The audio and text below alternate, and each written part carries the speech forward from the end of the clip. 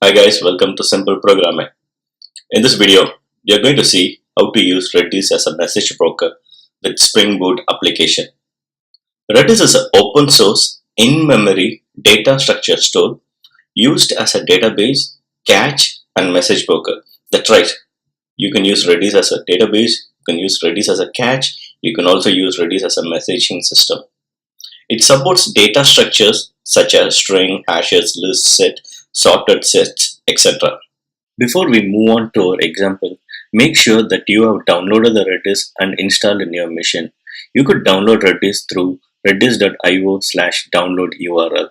Go to the downloads page and then scroll down. Make sure that you download the stable version and install it in your local machine.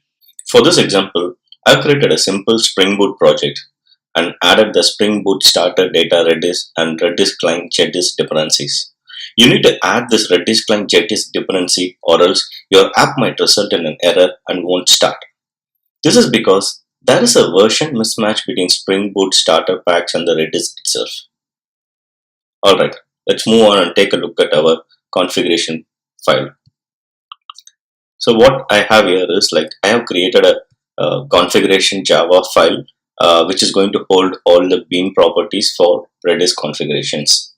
So the first thing is I have created a Redis connection factory.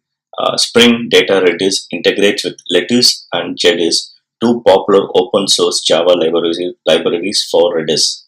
These two provide an improved connection properties than Redis connection factory, and it's officially supported.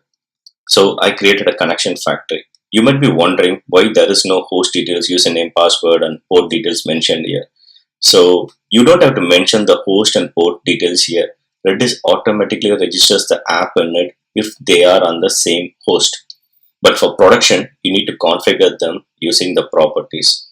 Also, Spring Boot gives you auto configuration properties for your Redis host and port details. Our next bean in the configuration Java file is the Redis template bean. Redis template is a central class for the Redis module due to its rich feature set. The template offers a high-level abstraction for Redis interactions. So inside the Redis template, I have set the connection properties and then I have set the value serializer. So in this case, it's going to be a string because I'm going to pass a string as a value. If you have an object, you have to modify this accordingly. There is an alternate Redis template that you can use also, which is called the string Redis template, for especially for extensive string operations. But I want to show how exactly it is done if you do it in a production environment. That's why I'm using the Redis template here. So next, what we have is a channel topic. Okay, a channel is nothing but a pipe that's going to carry your message. So usually, what people do is they give a name, they used to give a defined name here. But it's a good practice that you use a random generated name for your topics. Then we have created a Redis message listener container because the receiver has to listen for the message and you need to create a listener especially for the receiver and you have to define it as a bean in the configuration file. So inside the listener, what I've done is I have added the connection factory. I have set the class that is going to be the message listener and I also mapped the topic to that particular class. Then what I have is I created a task executor for asynchronous method execution with a fixed thread pool of 4. Let us move on and take a look at our Redis sender class. We are going to auto-wire the Redis template and the channel topic in the sender class and we are going to use redis template.convert and send to send a message to the Redis queue. Then let's move on to the Redis receiver. The Redis receiver is going to act as a message listener class. So you have to implement the message listener of Redis library. Automatically, this particular class will behave like a listener listening for any messages on the queue. And the message will be already present in the message object. So what I'm doing here is I'm getting the message, just converting it to string and then printing it out. So pretty straightforward. Now let's see it in action.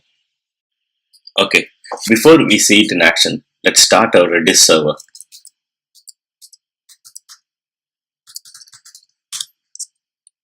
Alright, the server is up and running, and let's also monitor the server so that we would be able to see how the message is getting sent from the sender to a receiver and how the receiver is receiving the message. For this, what I'm going to do is I'm going to use a command called redis-cli monitor. Okay, so this is now under monitoring. Let's go back to our browser and let's try to send a message now. Okay, I have opened up the browser and I'm going to test by sending a message through the Redis queue. Okay, we have received successfully sent. Now let us look at the logs first and then let us look at the Redis monitoring queue. The Redis sender is sending the data welcome to simple programming through Redis topic, which is a random generated value.